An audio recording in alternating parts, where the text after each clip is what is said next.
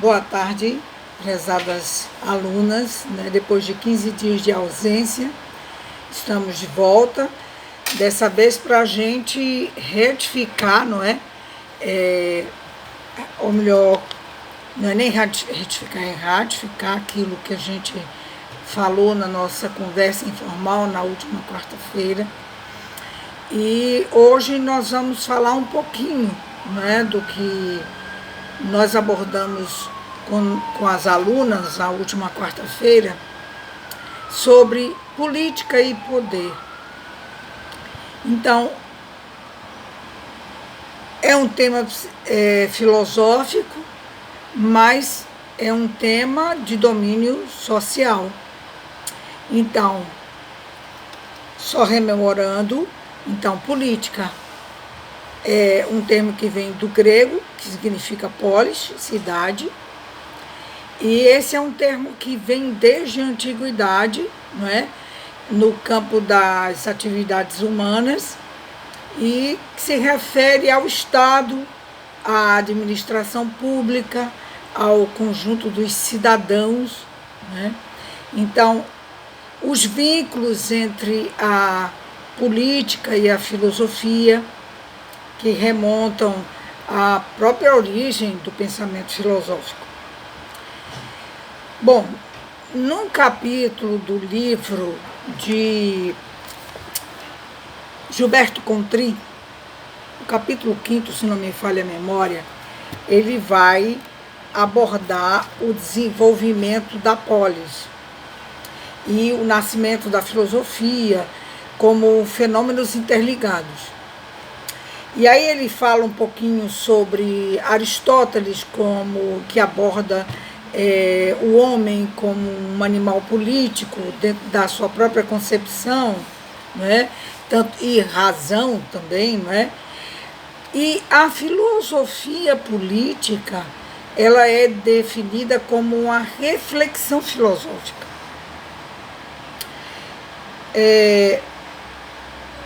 Do ponto de vista histórico, é um fenômeno psicológico, ou filosófico. Mais embaixo, ele faz uma análise entre a filosofia política e as reflexões em torno das relações de poder que dizem respeito ao Estado e aos regimes políticos e as formas de governo, e a participação do cidadão, que é extremamente importante para que haja, né, para que haja liberdade para o cidadão, entre outros temas, né? Então, o conceito antigo de política é abordada por Aristóteles no seu livro Política, em que ele considera como um dos primeiros tratados, ou melhor, considera-se como um dos primeiros tratados sobre a arte e a ciência de governar a polis e, portanto, filosofia política. Para Aristóteles, a política é a continuação da ética. Deixe-me ler um pouco aqui do texto, que é para que haja um melhor entendimento. Ele diz: só que é uma questão da ética, só que aplicada à vida pública. Quando a gente entende política, a gente entende vida pública. Então, as formas de governo, as instituições públicas. Para Aristóteles, a investigação fundamental era que a polis é uma criação natural, não é? E o homem também, e por sua natureza, como um homem social e político. Para o conceito grego de política, como esfera da relação e do bem comum, se tornou o conceito clássico de política. Isso até mais ou menos nossos dias.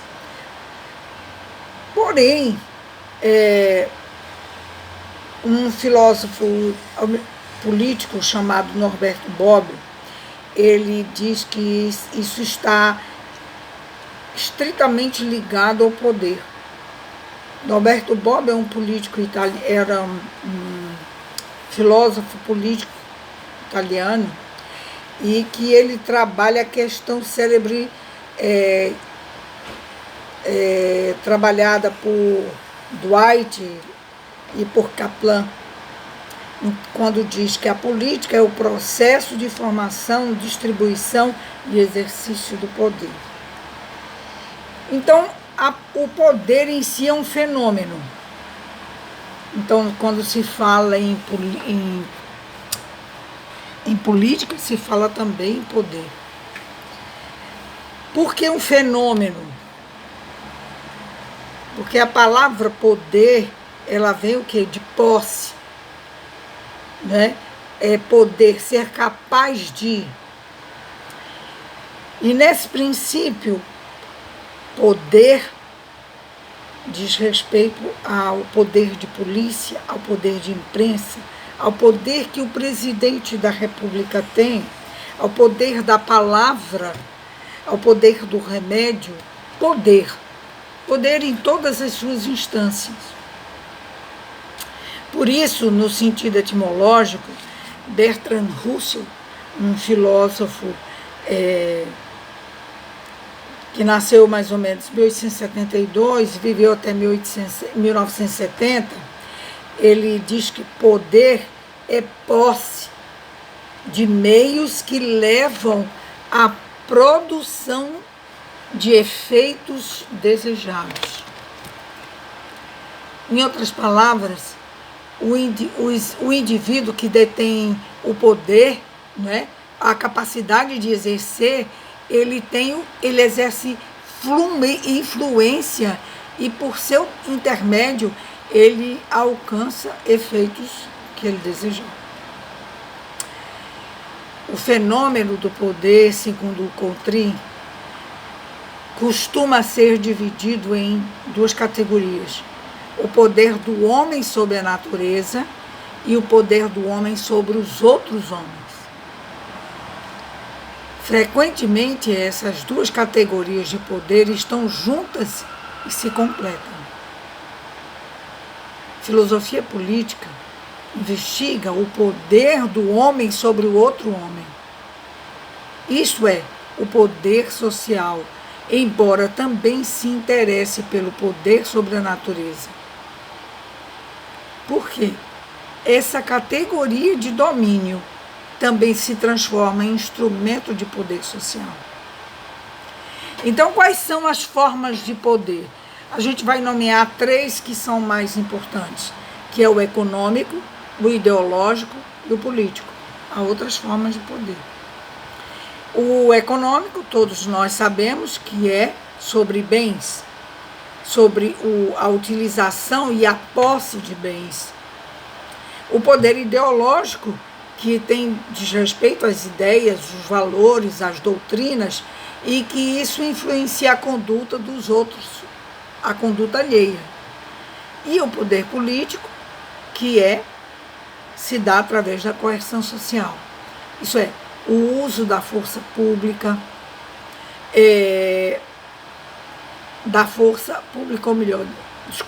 da força física considerada legal ou autorizada pelo direito vigente da sociedade. Essas 3 formas de poder têm algo de comum. Por quê? Porque ela mantém sociedades desiguais, divididas entre fortes e fracos.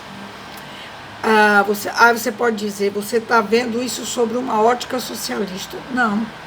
Eu estou falando sobre a base do poder político entre ricos e pobres, com base no poder econômico. Aí você estabelece mais abrangente, sábios e ignorantes. Isso vai estabelecer o poder ideológico. O poder econômico, ele preocupa-se de garantir o domínio sobre as riquezas. né, sobre as forças produtivas. Isso tem a ver com produção e alcance de consumo de mercadorias. O domínio sobre o saber e, de certa forma, controlando a organização de consenso social. Isso a gente também pode trabalhar a questão do consumo, né? Da sociedade de consumo, da produção de bens e do consumo pela população. E o que a gente mais observa hoje é que nunca se produziu tanto e tão poucos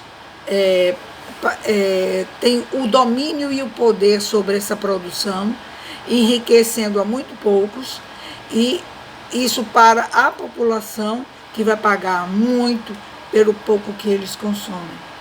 Ainda por cima se trabalha a questão do progresso social em cima do consumo. Então o indivíduo ganha para consumir, gastar, vamos dizer, crescer do ponto de vista econômico para que se possa consumir. Isso a gente vê na forma como as pessoas agem. Por exemplo, fulano, ele ganha bem porque ele pôde comprar o carro X, que tem valor Y, e a maioria da população não tem esse acesso. Então, hoje se incentiva o consumo de bens e serviços como forma de ganho pessoal, de salário. Então, você estabelece as classes sociais em cima desse fator, que é eu ganho, logo eu posso comprar esse ou aquele produto ou aquele serviço. Então, esses três poderes, o econômico, o político e o ideológico, eles são eficazes naquilo que eles trabalham. Norberto Bobbio, ele diz que o poder político é um meio específico de atuação que consiste na possibilidade de utilizar a força física legalizada para condicionar comportamentos. Assim, o poder político é, em toda a sociedade de desigualdades, o poder supremo, ou seja, o poder ao qual todos os demais estão, de algum modo, subordinados.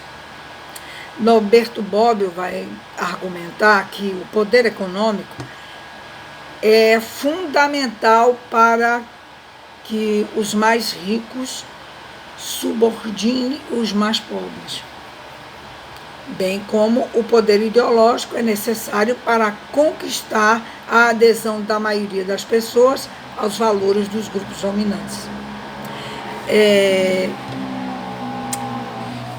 Professor Antônio Vicente Vieira, no seu livro Democracia com Pés de Barro, ele vai falar sobre o poder geral e o poder de todos.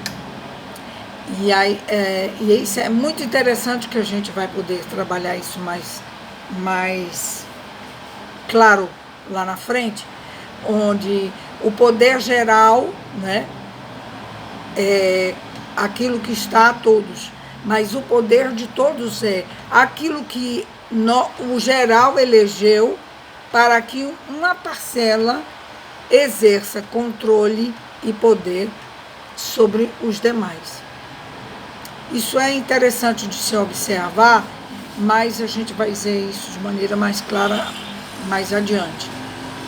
Então, as relações entre os grupos, principalmente esses dois grupos, elas são instrumentos que de forma decisiva para impor uma vontade. É a guerra que consiste entre o recurso extremo de poder político. Depois a gente vai trabalhar a questão do Estado como uma instituição poderosa que estabelece regras de convivência. E aí a gente vai perceber que o Estado, ele nem sempre existiu, ele foi criado. Então, ele vem da palavra status, né, que significa a permanência de uma situação de convivência humana para a ligação de uma sociedade. Só voltando um pouquinho, o fato de você...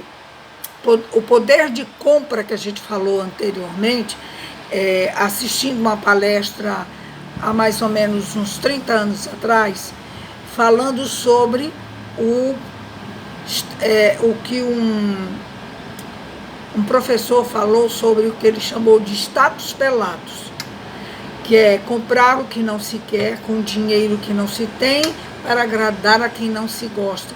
Eu nunca tinha ouvido essa expressão e eu achei interessante. Então, as famílias compram o que não podem, né? Por comprar o que não pode, para agradar a quem não se quer. Agradar quem? A opinião pública, para ser evidenciado diante das pessoas que ele cresceu. É muito interessante você observar o crescimento econômico das pessoas. Conheci um senhor que ele progrediu na vida de uma maneira peculiar. Ele tinha um banquinho na feira, em que ele vendia as coisas dele, e ele foi crescendo e crescendo e crescendo, e se tornou um empresário, e ele abriu uma loja de imóveis, depois foi abrindo outra, mais uma filial, depois ele já tinha uma empresa de caminhões, mas isso é raro acontecer. Não são todas as pessoas que vão conquistar poder econômico e financeiro, né? Com o seu trabalho. Sempre pergunto às minhas alunas, aos meus alunos, fazendo o que você quer, o que você faz, que resultados diferentes você quer obter. Isso eu li há muito tempo, quando fazia marketing de rede, e eu vi em uma convenção a seguinte frase: que resultados diferentes você quer obter fazendo o que você faz. Isso é interessante de você analisar em relação a poder econômico e social.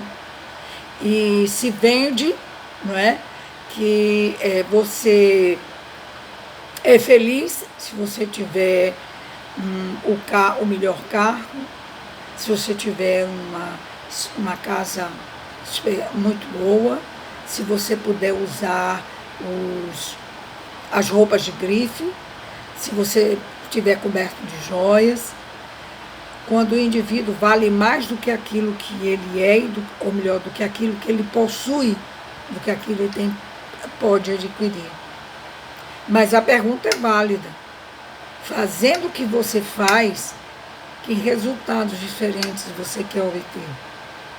E aí vem o Estado, não é, para controlar, de certa forma, a convivência social, porque ela estabelece regras de conduta, ela estabelece junto com a sociedade civil que estabelece regras de conduta, mas o Estado normatiza.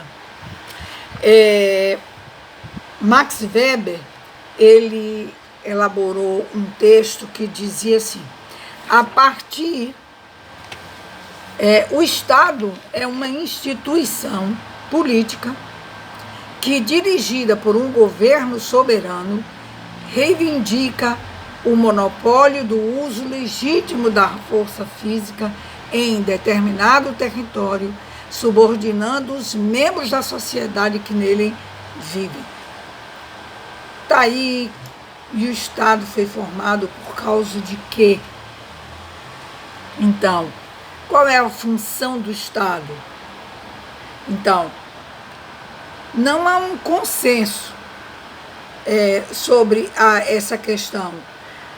Há muitas respostas, mas você tem o Estado liberal e o Estado marxista. O que diz o Estado liberal? É o pensamento liberal, a função do Estado é agir como mediador dos conflitos entre os diversos grupos sociais. Então, conflitos que são inevitáveis entre os indivíduos. Então, o Estado ele vai promover a conciliação desses grupos sociais, minimizando os choques de setores divergentes, para que se possa evitar uma desagregação social. Então, a função do Estado é de trabalhar para que haja harmonia entre grupos rivais, né? Perseverando para que haja interesses comuns. Entre esses pensadores liberais, chamados liberais clássicos, nós temos John Locke e Jean-Jacques Rousseau. Jean-Jacques Rousseau, ele vai escrever 4 obras importantes, que é entre eles, a origem da desigualdade entre os homens, o contrato social, o Emílio da educação e a origem das ciências e das artes. Ele escreve outros textos, mas esses 4 são importantes. Aliás, Jean-Jacques Rousseau foi um poderoso influente para que houvesse a Revolução Francesa. Mas e o Estado marxista? Para um Estado marxista, ele é simplesmente um mediador entre grupos rivais? Não. O Estado é aquele que ele protagoniza a luta de classe. Ele interfere de forma direta essa luta de modo parcial, né? Ou seja, ele parte das classes sociais dominantes. A função do Estado é garantir o domínio da classe. Vamos pensar. Nascido de classe, nascido dos conflitos de classe, o Estado tornou-se uma instituição controladora pela classe mais poderosa, a classe dominante. Engels, deixa eu ler um texto aqui de Engels, que diz: na maior parte dos estados históricos, os direitos concedidos aos cidadãos são regulados de acordo com as posses dos referidos cidadãos, pelo que se evidencia ser o Estado um organismo para a proteção dos que possuem contra os que não possuem. Marx e Engels vão fazer um estudo sobre isso torna referencial, né, para o comunismo. Agora, as relações entre sociedade civil e Estado vai ser o nossa próxima aula, e depois nós vamos trabalhar a questão das políticas educacionais. Até o nosso próximo encontro.